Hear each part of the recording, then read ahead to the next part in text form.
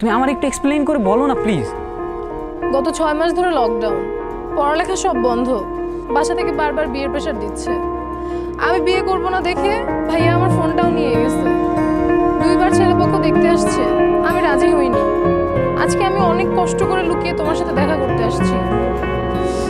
তুমি কি বলতেছো? বিয়ে হয়ে যাবে মানে? আমার তো মাথা কাজ করতেছে না। আমি কি করবো আমার বলো। আমি তোমার বাসায় গিয়ে কথা বলবো? তুমি কি কথা বলবা? তুমি এখন স্টুডেন্ট। তাহলে আমি কি করবো? আমি তো কিছু বুঝতেছি না। আমার কি করার আছে আর?